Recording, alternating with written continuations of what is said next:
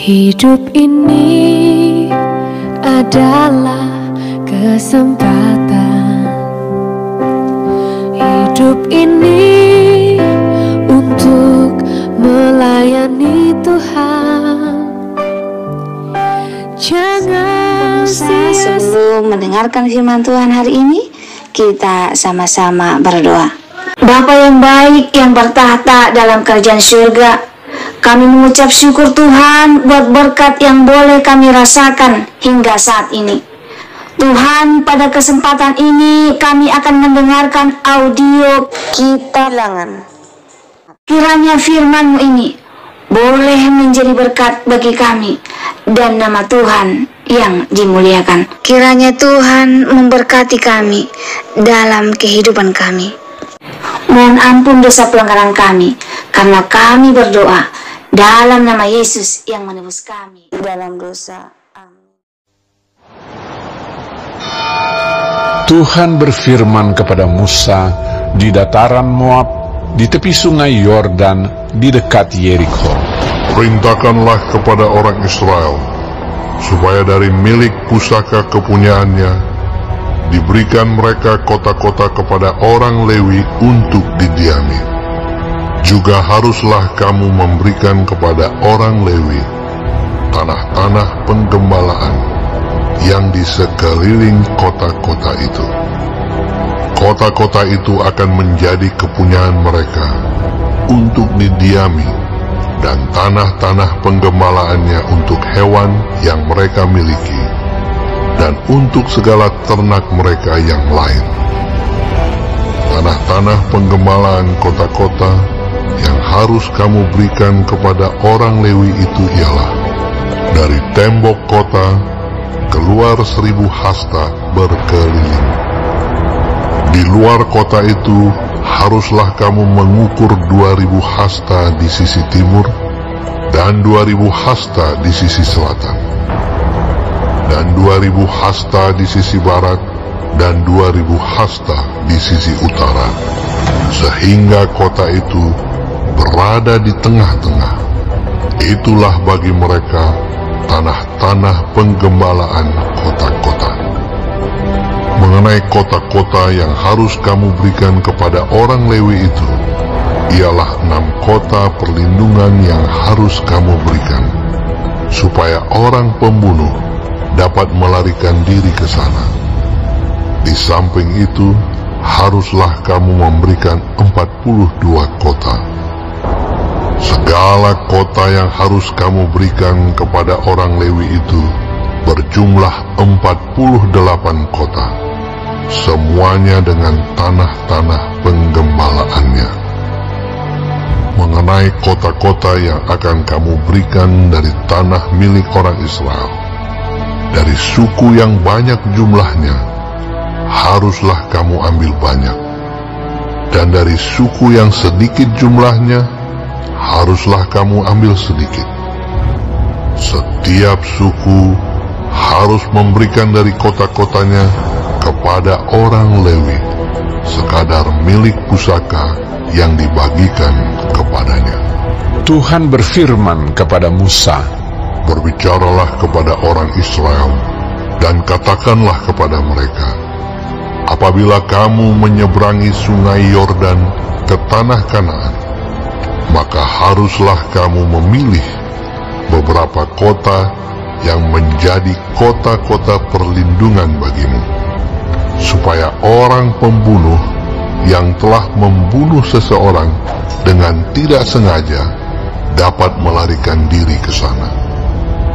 Kota-kota itu akan menjadi tempat perlindungan bagimu terhadap penuntut balas, supaya pembunuh jangan mati sebelum ia dihadapkan kepada rapat umat untuk diadili. Dan kota-kota yang kamu tentukan itu haruslah 6 buah kota perlindungan bagimu. 3 kota harus kamu tentukan di seberang sungai Yordan sini, dan 3 kota harus kamu tentukan di tanah Kanaan, semuanya kota-kota perlindungan. Ke-6 kota itu haruslah menjadi tempat perlindungan bagi orang Israel dan bagi orang asing dan pendatang di tengah-tengahmu, supaya setiap orang yang telah membunuh seseorang dengan tidak sengaja dapat melarikan diri ke sana. Tetapi jika ia membunuh orang itu dengan benda besi sehingga orang itu mati, maka ia seorang pembunuh. Pastilah pembunuh itu dibunuh. Dan jika ia membunuh orang itu dengan batu di tangan yang mungkin menyebabkan matinya seseorang sehingga orang itu mati, maka ia seorang pembunuh. Pastilah pembunuh itu dibunuh. Atau jika ia membunuh orang itu dengan benda kayu di tangan yang mungkin menyebabkan matinya seseorang sehingga orang itu mati, maka ia seorang pembunuh. Pastilah pembunuh itu dibunuh. Penuntut darahlah yang harus membunuh pembunuh itu. Pada waktu bertemu dengan dia, ia harus membunuh dia. Juga jika ia menumbuk orang itu karena benci, atau melempar dia dengan sengaja sehingga orang itu mati, atau jika ia memukul dia dengan tangannya karena perasaan permusuhan sehingga orang itu mati, maka pastilah si pemukul itu dibunuh. Ia seorang pembunuh. Penuntut darah harus membunuh pembunuh itu pada waktu bertemu dengan dia. Tetapi jika ia sekonyong-konyong menumbuk orang itu dengan tidak ada perasaan permusuhan, atau dengan tidak sengaja melemparkan sesuatu benda kepadanya, atau dengan kurang ingat menjatuhkan kepada orang itu sesuatu batu yang mungkin menyebabkan matinya seseorang sehingga orang itu mati, sedangkan dia tidak merasa bermusuh dengan orang itu dan juga tidak mengikhtiarkan celakanya, maka haruslah rapat umat mengadili antara orang yang membunuh itu dan penuntut darah menurut hukum-hukum ini. Dan haruslah rapat umat membebaskan pembunuh dari tangan penuntut darah, dan haruslah rapat umat mengembalikan dia ke kota perlindungan, ke tempat ia telah melarikan diri. Disitulah ia harus tinggal sampai matinya imam besar yang telah diurapi dengan minyak yang kudus. Tetapi jika terjadi bahwa pembunuh itu keluar dari batas kota perlindungan, tempat ia melarikan diri, dan penuntut darah mendapat dia di luar batas kota perlindungannya, dan penuntut darah membunuh pembunuh itu, maka tidaklah ia berhutang darah, sebab pembunuh itu wajib tinggal di kota perlindungan sampai matinya imam besar. Tetapi sesudah matinya imam besar, bolehlah pembunuh itu kembali ke tanah kepunyaannya sendiri. Itulah semuanya yang harus menjadi ketetapan hukum bagimu turun-temurun di segala tempat kediamanmu. Setiap orang yang telah membunuh seseorang haruslah dibunuh sebagai pembunuh menurut keterangan saksi-saksi. Tetapi kalau hanya satu orang saksi saja, tidak cukup untuk memberi keterangan terhadap seseorang dalam perkara hukuman mati. Janganlah kamu menerima uang tebusan karena nyawa seorang pembunuh yang kesalahannya setimpal dengan hukuman mati, tetapi pastilah ia dibunuh.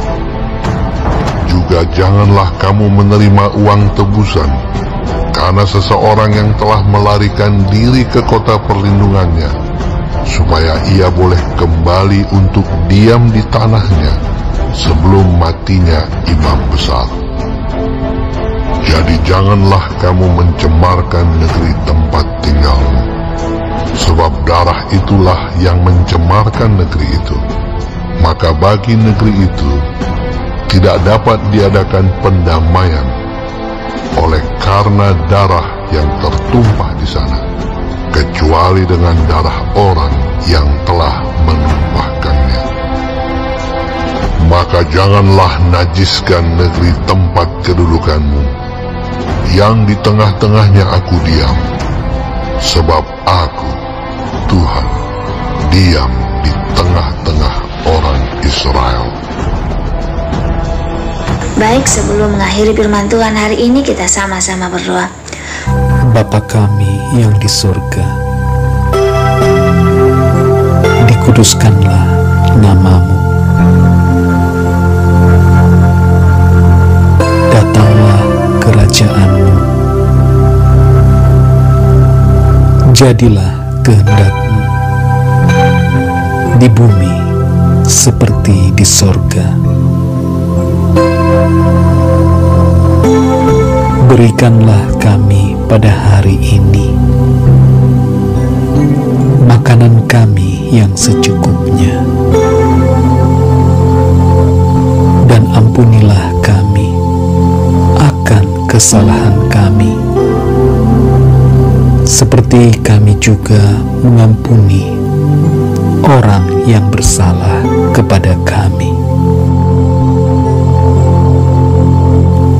Dan janganlah membawa kami ke dalam pencobaan, tetapi lepaskanlah kami daripada yang jahat, karena Engkaulah yang empunya kerajaan dan kuasa dan kemuliaan sampai selama-lamanya. Amin. Terima kasih pemirsa telah mendengarkan firman Tuhan hari ini. Sampai ketemu besok hari. Terima kasih. Tuhan